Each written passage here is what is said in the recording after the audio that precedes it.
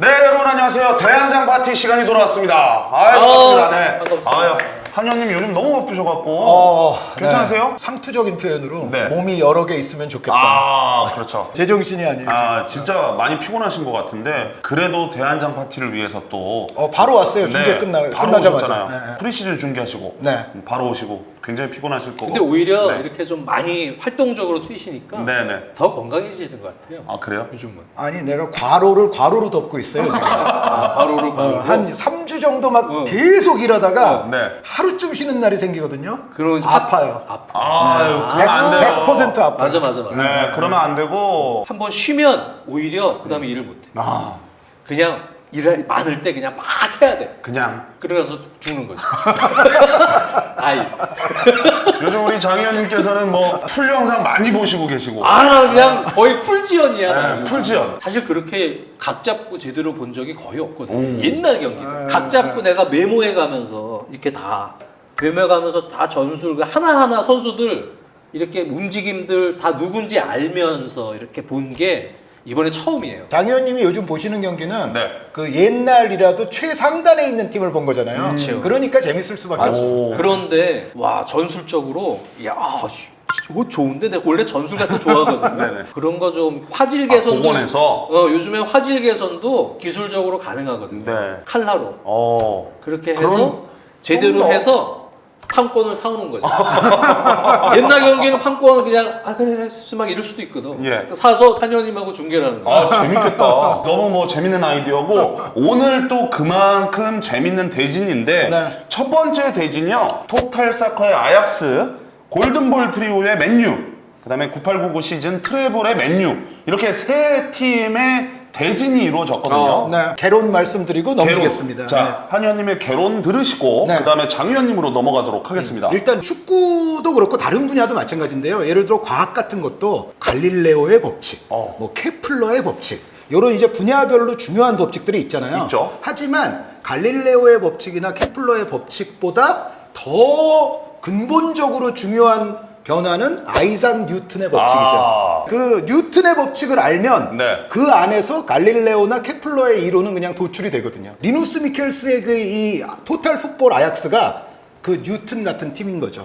네, 그러니까 그 이전에도 물론 벤피카랄지 정말 현대적인 그런 모습을 갖추기 시작한 전술을 구사했던 팀들이 있잖아요. 있죠. 그리고 뭐 허버트 체프먼 감독 아스날 얘기가 가끔 심심찮게 나오지만 그 팀이 해냈던 전술적인 변화도 굉장히 큰 거였고, 그런데 그럼에도 불구하고 전체적인 축구 역사에서 이 아약스만큼 중요성을 갖기는 어렵다. 왜 그러냐면 그 이전까지의 축구는 기본적으로 포지션이 기준입니다. 동윤 씨가 스트라이커고 네. 장 의원님이 미드필더고 제가 수비수면 동윤님은 맨 앞에 주로 서 계시고 장 의원님은 중간 부위에 서 계시고 저는 그렇다고 아예 안 움직이는 것까지는 아니지만 그래도 아래쪽에 서 있습니다. 그렇죠. 그러니까 포지션이 그전까지는 굉장히 중요했는데 기본적인 이 개념을 바꿔버린 게 리누스 미켈스 감독의 이 아약스예요. 그게 뭐냐면 포지션 기준의 움직임을 이 팀은 공간 기준으로 바꿔놨습니다.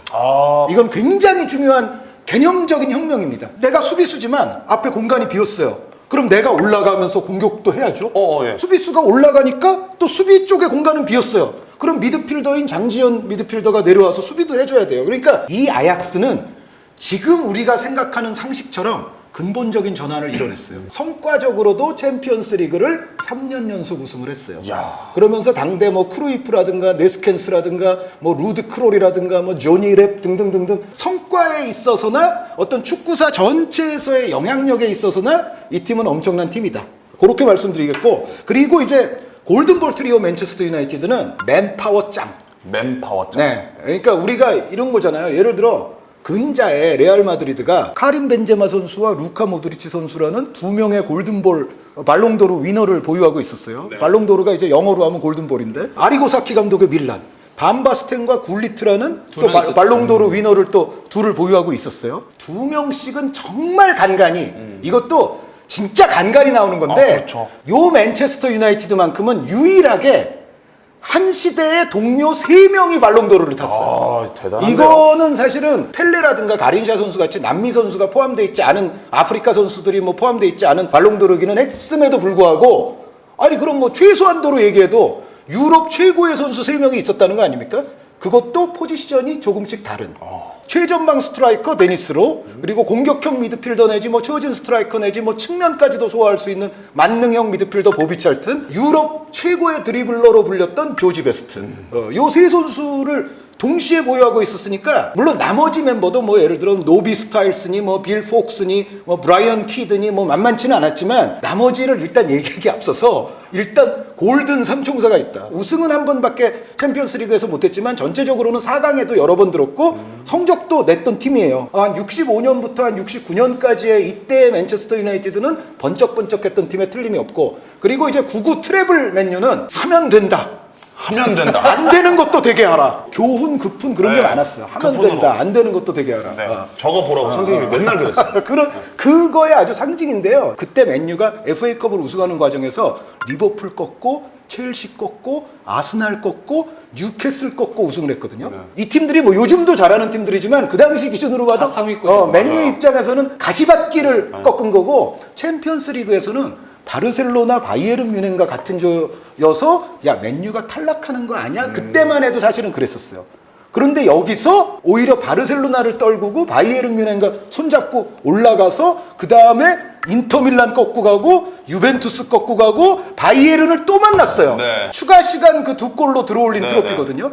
여기서 또 무패 우승, 챔피언스리그. 그 리그에서는요, 프리미어 리그에서는 아스날이 그때 당연히 그 벵거 감독 그 베르캄프 선수의 아스날이 2등이잖아요. 승점 1점 차. 자, 리그에서는 승점 1점 차. FA컵 온갖 잉글랜드 안에 라이벌 다 이겼어.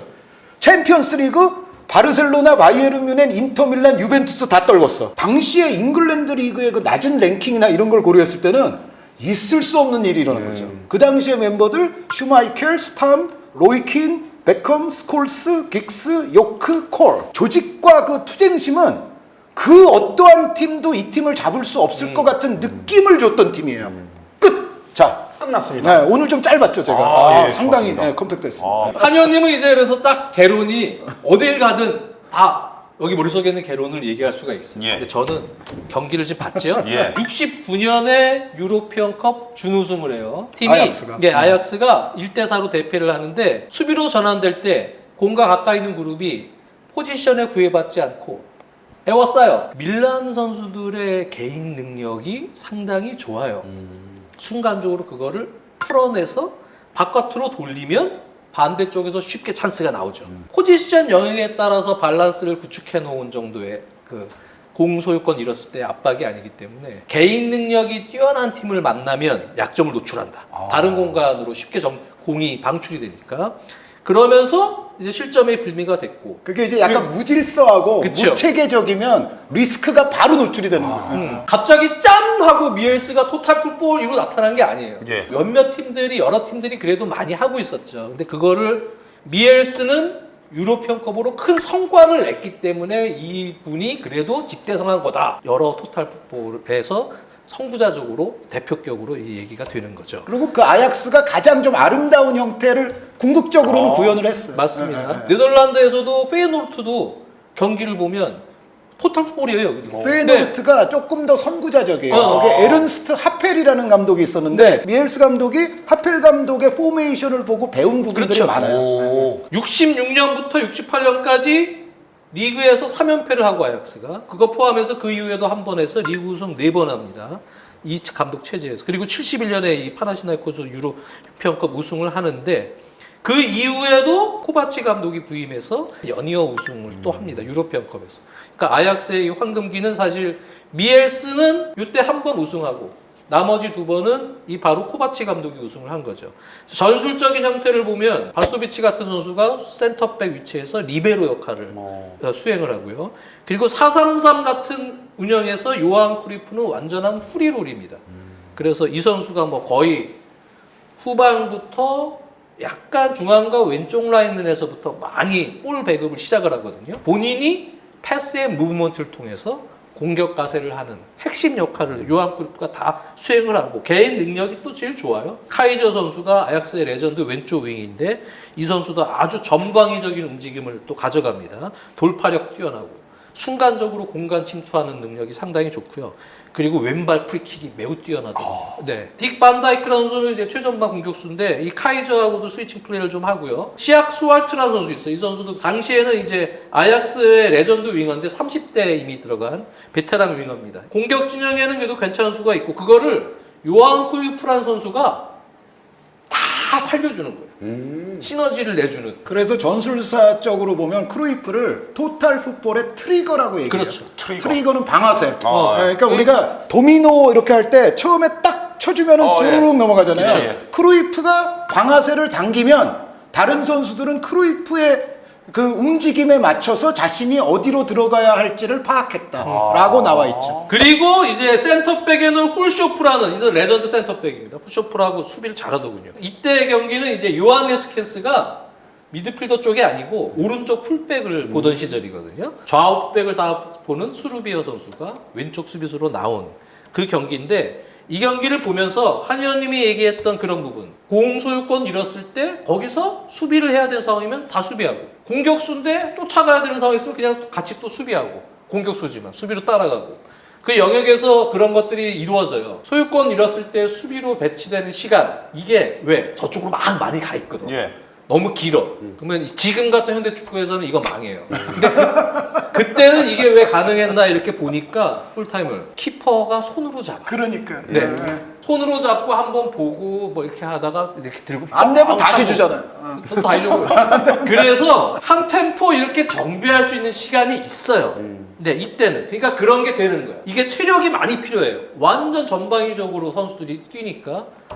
근데 그것도 키퍼가 공을 잡으니까 조금씩 이제 호흡을 한 번 쉴 수 있는 타이밍이 있어. 예전 축구에서는 요건 조금 다른 얘기지만 지금 82분인데 우리가 1대5로 앞서고 있어요. 네. 그러면은 우리는 계속 이제 골키퍼한테 그렇죠. 줬다가 굴려줬다가 그거 우리 얼마 안 되잖아요. 다시 줬다가 다시 잡고 한 2, 30초 또 있다가 또 굴려줬다가 네. 그걸 자꾸 하면 심판이 그때도 옐로 카드는 줘요. 네. 그런데 어쨌든 퇴장 안 당하는 그렇죠. 선에서 절묘하게 계속 그거를 해서 사실은 조금 지루한 말미 양상이 많이 벌어지곤 했었죠. 근데 이 축구를 지금 현대에 와가지고 이 축구 하죠? 그냥 박살나는 거야. 제가 보면. 거기서 체력도 바로 있어야 되는데 뒷공간 다 열리고 네. 골키퍼가 이것도 못하고 그렇죠. 하지만 어쨌든 그 토대를 닦았다. 이런 축구가 있었기 때문에 아리고 사키의 축구도 네. 나오고 요한 크루이프의 축구도 나오고 펩 과르디올라의 축구도 나오는 거예요. 그리고 이제 골든볼 트리오는 팬들은 지금 보면까 기대감이 없네요. 4%인데. 네. 근데 저는 전술적으로는 참 재밌게 봤습니다. 아. 네. 데니스 로가 62년 맨유 입단해서 64년에 발롱도르 타고 보비 찰튼이 66년, 조지 베스트가 68년 발롱도르 수상을 하고요. 그리고 실제로 올트래포드에 팬들 워낙 많이 가졌으니까 거기 가면은 맨날 팬들 사진 찍는 데 있잖아요. 네. 디 유나이티드 트리니티라 그래서. 그 트리니티는 성 삼위일체를 얘기하는 건데 네, 네. 보통 이제 DC 만화에서는 슈퍼맨, 배트맨, 원더우먼을 트리니티라고 해요. 그렇죠. 근데 여기서는 트리니티. 이제 로, 찰튼, 베스트. 위넨 참사가 있었잖아요. 네. 저번 시간에 얘기를 했었지만 그것 때문에 축 선수들 많이 잃었는데 다시 이제 재건을 합니다. 보비 찰튼, 빌 폴크스 뭐 이런 선수들 중심으로 또 데니스 바이올렛 뭐 이런 선수들이 있는데 7년 만에 65년입니다. 리그 우승을 하고 그리고 68년에 유로편급 준결승에서 이 무뇨즈 감독의 레알 마드리드를 껐습니다. 이 레알 마드리드가 당시에도 여전히 유럽 강자입니다. 68년에 이제 준결승에서 만났는데 이 팀을 꺾고 그리고 드디어 결승으로 갔어요. 결승의 장소가 웸블리입니다. 이 경기를 봤는데 벤피카의 에우제비오를 꺾고 우승을 하고 이 경기에서 근데 이 세 명 같이 나온 경기를 풀로 보고 싶었는데 데니스 로가 무릎 부상으로 이 경기 결장을 해요. 네, 그 상황에서 이제 경기를 봤죠. 센터백 겸 멀티플레이어. 네, 10번의 데이비 세들러. 원래 공격수도 하고 미드필더도 하고 수비수도 하는데 공소유권 딱 잡으면 그냥 공격수예요. 네. 그리고 센터백 빌 폴크스. 아주 유명한 선수죠. 레전드로. 맨유 팬들은 뭐 다 아시는. 이 선수는 당시 개념으로는 이제 센터 하프. 그러니까 수비형 미드필더 역할을 병행하는 선수예요. 그리고 높은 위치에서도 수비할 때 수비형 미드필더 역할을 병행합니다. 그래서 오르락 내리락 하는 유형이에요. 지금으로 치면 존 스톤스죠. 그리고 3미들의 노비 스타일스, 팻 그랜란드, 하프 윙입니다. 당시에. 하프윙. 예. 그러니까 우리로 치면은 메잘라 같지만 메잘라하고는 좀 다른 것이 메잘라는 약간 대각선으로 이렇게 좀 공격 가담을 하잖아요. 이렇게. 조금 더 공격적인 개념이죠. 그렇죠. 네. 메잘라는 뭐 이렇게 하지만 허리에 수비할 때는 허리 라인으로 들어오지만 공격할 때는 그냥 윙이 돼요. 그래서 이제 약간의 개념이 좀 다르긴 한데 어쨌든 상당히 재밌는 어떤 운영을 합니다. 네. 그래서 그냥 우리가 보면 433 그냥 평범한 433 같은데 조금 다른 개념이죠. 가운데 보비 찰튼이야 뭐 팀의 에이스. 이 선수는 그냥 팀의 전방위적인 박스 투 박스 역할을 다 해주는 거예요. 또 이날 득점을 해줬죠. 박스 안으로 들어가서 센터백인 세들러가 그냥 공격 가담을 해서 올려준 크로스를 찰튼이 헤딩으로 하고요. 근데 79분에 동점골을 허용해요. 근데 연장 가서 조지 베스트가 상대 수비 압박해서 끊어가지고 바로 키퍼 제치고 왼발골 넣고요. 근데 조지 베스트도 되게 우아한 플레이 뒤에서 뭐 이렇게 생각하는데 마치 에릭 칸토나처럼 그렇지만 이제 조지 베스트가 실제로 보면 발바리처럼 잡으면 되게 적극적으로 돌파하는 선수예요. 그냥 막 들이대고 돌파. 수비할 때도 들이대죠. 그렇죠. 태클 같은 것도 네. 잘하는 선수. 물론 기술도 있긴 한데 근데 또 드리블 성공률이 제가 본 경기에 그렇게 높진 않아요. 네. 하이라이트 이런 장면만 많이 봤기 때문에 이야 역시 조지 베스트라는 드리블의 신이다. 네. 좋은 것만 나왔나요? 네. 맨유의 김은국이네. 이런 생각에서 으아! 계속 들이대. 그래서 무조건 돌파야 그냥 잡으면.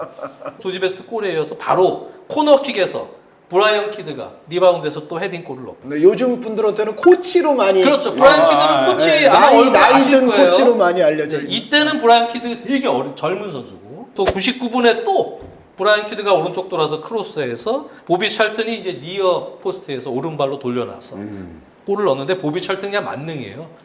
이 경기 보면 야 역시 보비 찰튼 그냥 압도적으로 잘한다. 맨파워. 네.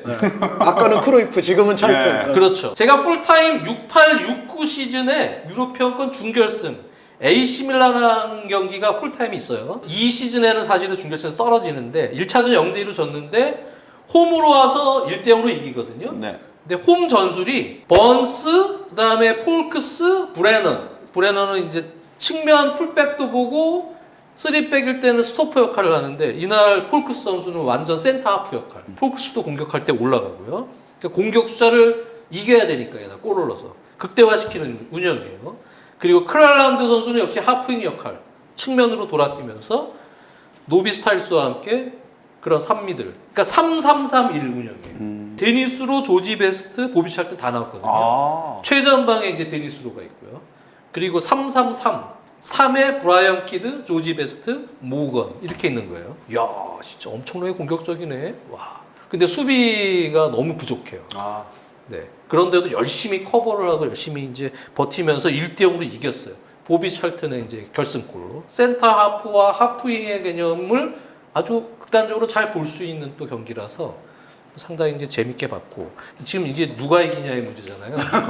근데 아직 트래블 메뉴 얘기 안 하셨어요. 트래블 메뉴는 그냥 짧게 트래블 메뉴야 뭐 그건 뭐 팬들이 다 알려진 거니까. 네, 잘 아시니까. 잘 아시니까. 네, 그래서 이제 이거는 저도 이제 트래블 메뉴 이거 왜 적어놨냐면 93-94 시즌에 2차 라운드 갈라타사라에게 지고 949에 조별리그 탈락, 9596에 그때는 본선 블랙본만 참가를 했어요. 9697은 준결승, 이때 준결승 갔어요. 네, 칸토나 선수의 최고 성적이에요. 맞아요. 예. 도르트문한테 지고 9798 8강에서 모나코에게 지고 그리고 나서 9899 우승한 거예요. 네, 그러니까 이제 정말 위대했던 팀이다 그러면 사실은 곧 앞뒤로 해서 어느 정도 4강 이상 예를 들어 유로피안컵 4강 준우승 뭐 우승 뭐 결승에 갔거나 뭐 이런 게 같이 섞여서 좀 이어져야 되는데 못하다가 한번 푹 트래블 우승한 거예요.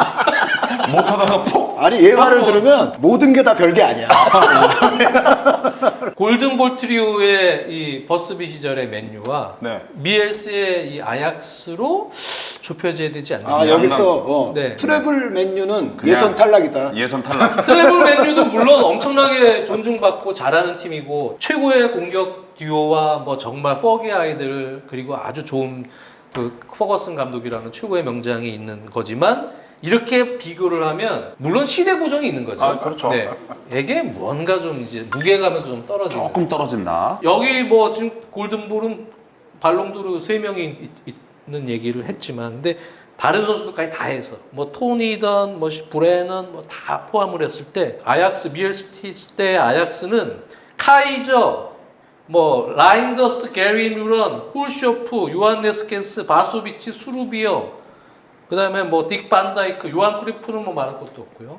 이 골든볼 트리오도 매력적인데 저는 여기 미엘사 아약스가 좀 나은 것 같아요. 그러면 장 의원님께서는 미엘사의 아약스에 손을 들어주셨고 네. 우리 한 의원님께서는요? 아약스가 여기서 탈락하면 안 됩니다. 아. 네, 이거는 무조건 아약스여야 하고 골든볼 그치. 트리오 팀은 그 세 명은 워낙에 우뚝 서 있는 것은 맞는데 전체적인 팀 대 팀으로 했을 때는 역시 축구사에 미친 영향이랄지 또 선수들의 평균적인 기량이랄지 그런 거는 아약스 승으로 갈 수밖에 없습니다. 좋습니다. 그러면 양 두 위원님께서는 아약스에 손을 네. 들어주셨고 저희 팬 여러분들도 아약스가 압도적으로 우위를 점하고 있습니다. 사실 길게 봤을 때는 퍼거슨 감독의 맨유는 어떤 일정 기간에 확 임팩트를 못 주는 게 조금 여기서 밀려서 그렇지 전체적인 평균으로 치면은 여기 들어오고도 남죠. 그렇죠. 미엘사의 아약스가 8강에 선착을 하도록 하겠습니다. 이번 대진은 지단의 3연패 레알 마드리드, 그다음에 사키의 밀란입니다. 네, 지단의 3연패 레알은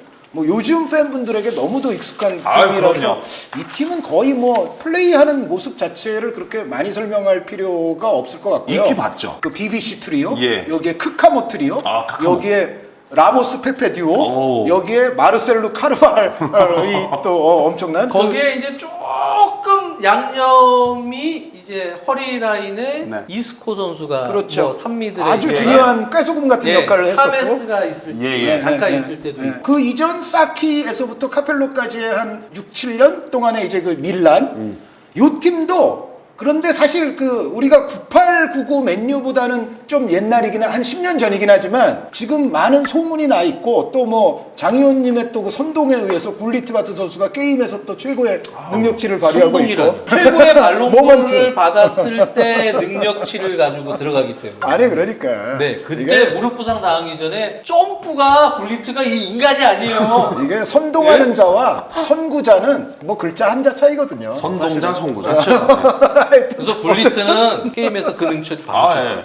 그래서 어쨌든 옛날 팀 치고는 이 팀 정도면은 요즘 팬분들도 꽤 아신다라고 예. 생각을 하고 뭐 이 당시 멤버에는 감독으로 활약하는 분들도 막 안첼로티, 뭐 레이카르트, 뭐 그런 사람들도 다 감독이죠. 포함되어 있기 도나도니 때문에 뭐. 수비진이 이때는 또 엄청났죠. 기본적으로 저 바레시, 말디니에 코스타 크루타, 타소티까지 정말 철의 수비진이라고 해도 다름이 아니고 그리고 이 팀도 챔피언스리그 2년 연속 우승을 했고 또 리그 당시에 정말 그 강호들이 질비한 세리아에서도 우승을 했고 그리고 그것을 물려받은 또 카펠로 감독이 약간 더 수비적인 스타일이 됐지만 오히려 또 트로피에 있어서는 사키의 팀에 못지않은 게 또 카펠로의 팀이거든요. 나중에는 그 요한 크루이프의 팀까지 무참하게 눌러버리면서 또 아주 쾌거를 이룩했고 그래서 전체적인 이 AC 밀란은 성과를 이렇게 냈는데 플러스 역시 전술적으로 끼친 영향이 무지막지하게 큽니다. 볼과 동료와 상대의 위치에 따라서 우리의 어떤 질서정연한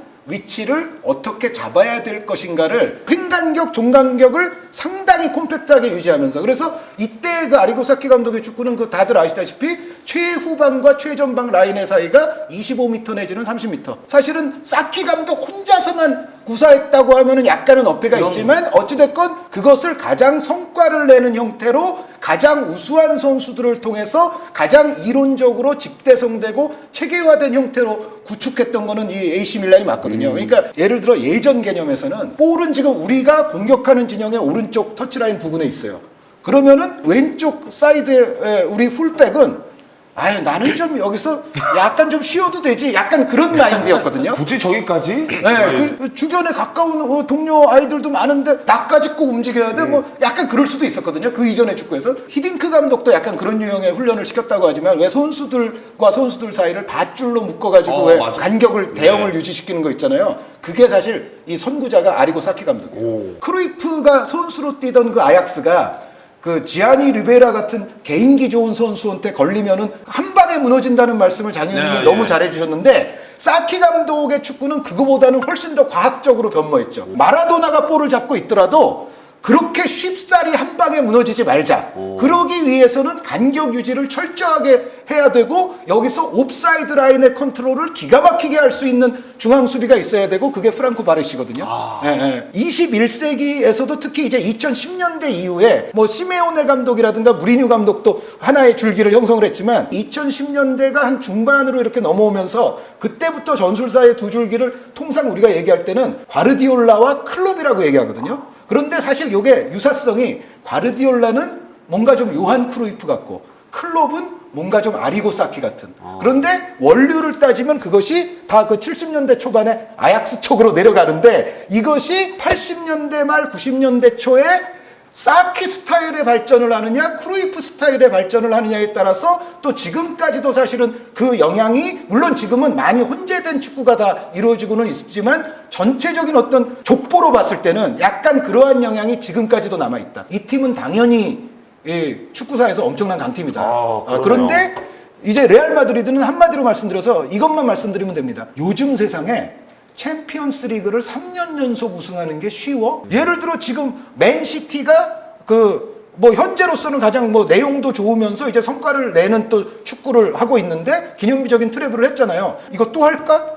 이렇게 물었을 때는 물론 맨시티가 1순위 우승 후보긴 하죠. 챔피언스 리그에서. 그러나 정말 거기까지 맨시티가 가는 길은 멀고도 험할 거거든요. 위대한 업적이죠. 지단의 3연패는. 근데 이제 고민을 좀 해야 될 부분은 이제 이걸 시대 보정을 좀 어느 정도 하는 상황에서 붙인다. 그렇죠. 팀. 근데 리그에서 세 시즌 중에 두 시즌은 바르셀로나한테 밀렸잖아요. 그렇죠. 그러니까 압도했던 팀은 아니죠. 그렇죠. 네. 그만큼 이제 그 팀 자체가 완전히 그 시대를 압도했던 그런 팀으로서 챔스 3연패를 했다고 하기에는 뭔가 조금 깨름직한 부분이 있어요. 레알 마드리드 팬들에게는 좀 죄송한 일일 근데 수도 그렇게 있지만. 따지면 베켄바워의 바이에른 뮌헨도 그렇죠. 리그를 다 휩쓸어가면서 그렇죠. 챔스를 가져간 건 네. 아니잖아요. 하지만 역시 챔스 DNA 이 좀 엄청난 그 밸런스와 당시 또 파괴력이 없는 것도 아니거든요. 그럼요. 이 BBC 라인 자체가 아리고사키의 또 AC 밀란 이 팀은 기본적으로 한현님이 뭐 여러 또 개론을 잘 말씀해 주셨지만 그 전에 뭐 진짜 미엘스 아약스의 토탈 풋볼이나 뭐 여러 우리가 지금 얘기했던 축구들이 있잖아요 과거에.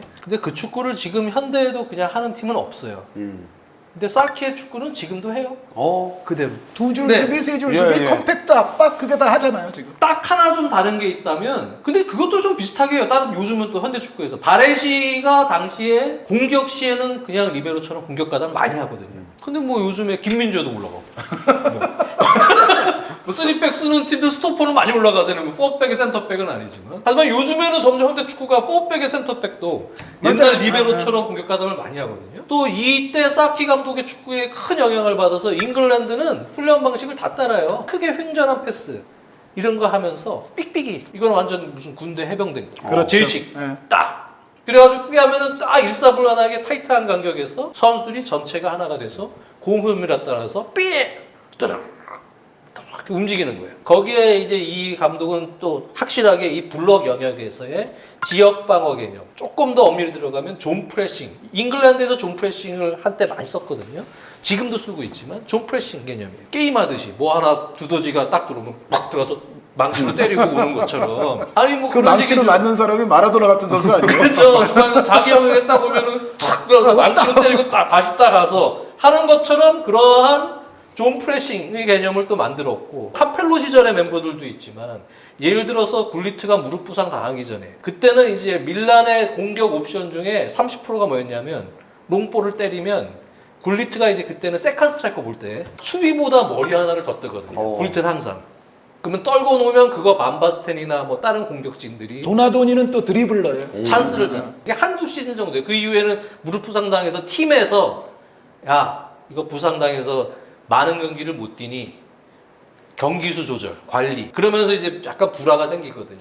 그래서 굴리트는 AC 밀란은 좋지 않게 좀 나오지만 산프도리아로 가기 전에 굴리트, 반바스텐, 레이카르트, 말디니, 바레시 뭐 이렇게 보면 예를 들어서 뭐 이런 선수들 발롱도르 5명이라고 봐도 무방한 그런 정도의 또 기량을 가지고 있는 선수들이에요. 거기서 만바스텐 굴리트를 제외한 3명은 발롱도르 뭐 2등, 3등은 해봐도 그렇죠. 예, 정작 못하죠. 그러니까 왜냐하면 같은 시대에 또 동료들이 있기 때문에 그렇죠. 그 선수들이 1등을 먹으면 나는 뭐 2등이 돼요. 아무리 잘해야 네. 2등밖에 못 네. 먹는 거니까. 그 외에 다른 선수들은 또 못하냐? 도나도니, 코스타, 쿠르타 이런 선수들도 엄청나게 탑 클래스 선수들이에요. 저는 그 당시 이탈리아 선수 중에서는 도나도니 제일 좋아했어요. 네. 그러니까 여기 안첼로티도 마찬가지죠. 안첼로티를 우리가 뭐 감독으로만 생각, 안첼로티가 엄청나게 대단한 선수예요. 아주 AC 밀란에서 다재다능 미드필더죠. 측면 윙도 볼 수 있고 중앙도 보고 뭐 여러 가지 다녀서 공격성을 또 공격적인 능력도 좋고 많이 가지고 있는 선수예요. 야 이거 얘네들 각 잡고 들어오죠?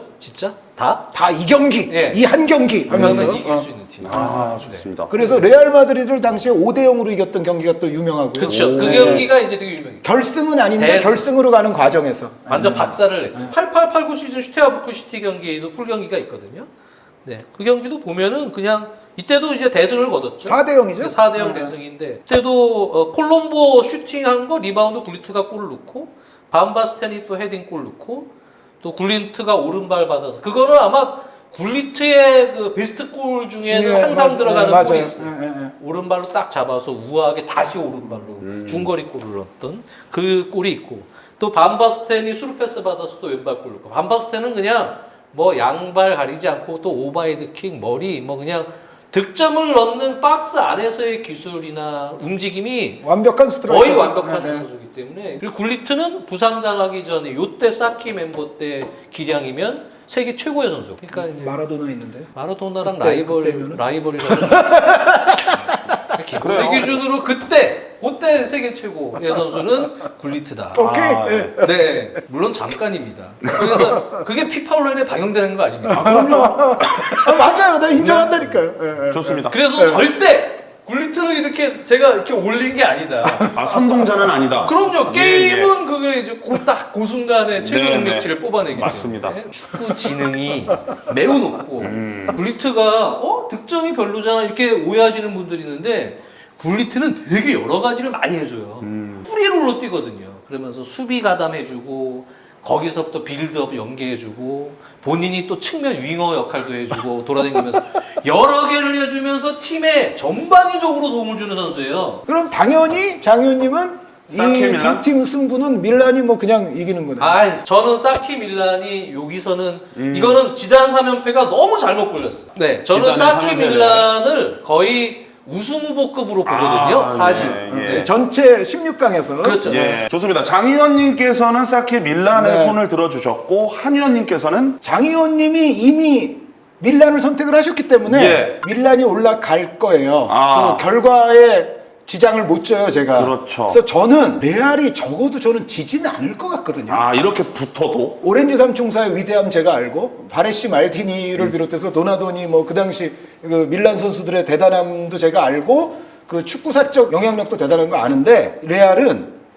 그것조차도 버텨낼 것 같은 느낌이 있어요. 그러니까 예를 들어 뭐 어떤 매치업에서 약간 언더독처럼 취급이 돼도 어떻게 라모스가 막판에 헤더라도 넣어서 어떻게 안 질 것 같아요. 그 9899 맨유의 그 이미지보다 약간 플러스 알파가 이 팀인 것 같아요. 근데 만약에 네, 제가 네. 질문 하나 드릴게요. 네, 네. 이건 이제 토너먼트에서 그렇게 딱 된 거 아니에요? 레알 마드리드 네, 네, 결정적인 순간에. 네. 두 팀 경기를 한 시즌에 38번 붙여요. 아, 그냥 아, 둘이서만 38번? 38번 한다? 그러면 어떻게 돼요? 둘이서만 38번 하면은 저도 밀란의 야구세 21승 한 17패? 그렇죠. 요 그러니까 저도 정도로는, 사실 네, 그 네. 정도예요. 네, 그러니까 네. 결국은 이 실력을 붙인다는 얘기는 네. 그 정도의 생각으로 정말 근소한 사실은 차이. 근데 정말 해야 중요한 판에서 딱 붙으면 막상 저는 이 레알이 그렇죠. 이상하게 그런 네. 판에서는 안 져, 이 팀은. 그러니까 호날두가 뭘 하든 뭐 모드리치가 뭘 하든 라모스가 뭘 그렇죠. 하든 누군가 뭘 해요. 베일 선수도 뭔가 하잖아요. 맞아요. 결정적인 상황에서 뻥 롱패스 때리고 호날두나 베일이 다다다다 뛰어가가지고 뭔가 저 컴팩트 큰 뒷공간에 그 옵사이드 라인이 한번 깨질 것 같아요. 38라운드에는 제가 장 의원님 손을 들어드렸어요. 수긍했어요. 그런데 단판 승부라면? 진짜 단판이면 저는 네. 이거 잘 모른다고 봐요, 솔직히. 예. 그러면 진짜 단판이면 솔직히 어떤 팀도 모르죠. 모르죠. 우리나라랑 축구 몰디브도 몰라요. 0대0으로 비기는데 뭐 단판이면. 첨사의 아, 이게 좀 어렵네요. 어차피 장 의원님께서는 이 밀란의 손을 들어주셨고 한 의원님께서는 적어도 무승부 가능, 무승부 잘 가능. 모르겠다 하지만 네, 네. 팬 여러분들은 사케 밀란 대 지단 3연패 레알에서 7대 3으로 사케 밀란의 손을 들어주셨어요. 그래서 1승 1무에서 여기 그리고 우리 팬 여러분들도 네, 2승 1무로 이거는 맞아요. 밀란- 밀란이 올라가는 네, 거죠. 네, 네. 자, 사케 밀란이 8강으로 안착을 하면서 이렇게 8강 대진이 완성이 됐습니다. 오, 그렇군요. 네, 8강 오. 대진 저희가 쭉 불러드리자면 과르디올라의 바르셀로나 대 페이즐리 왕조의 리버풀 요 대진이 완성이 됐고요. 유럽 5연패 레알 대 펠레 산토스 요 대진, 그다음에 구트만의 벤피카 대 베켄바워의 바이에른 네. 요 대진, 그다음에 미켈스의 아약스 대 사키의 밀란 대진이 완성이 됐습니다. 그냥 느낌으로는 네. 올라올 팀들은 다 올라왔네. 구투만의 벤피카가 팬들이 볼 때는 약간 이변? 이변일 수도 있겠지만 자, 이렇게 해서 저희가 8강 대진이 다 완성이 됐는데요. 조금 아쉽네요. 네, 좀 이제 아쉽긴 하죠. 풀 경기를 이제 볼 기회가 그래도 저희가 장 의원님 덕분에 풀 경기를 다 같이 본 느낌이에요. 본 것 같아요. 네. 저희가 다음 주에 대한장 파티에서는요, 전체 경기를 한번 다 네 경기죠. 4강을 뽑아보도록 하겠습니다. 8강 4경기 하루에 다 다음 주 대한장 파티 또 어마어마하게 재밌을 것 다음 주가 같은데요. 대환장이겠네. 네, 진짜 대환장 파티가 될 것 같습니다. 여러분들, 저희가 커뮤니티에 이 대진을 올려놓을 테니까 여러분들 투표 많이 해주시고요. 다음 주 대환장 파티 돌아오도록 하겠습니다. 감사합니다.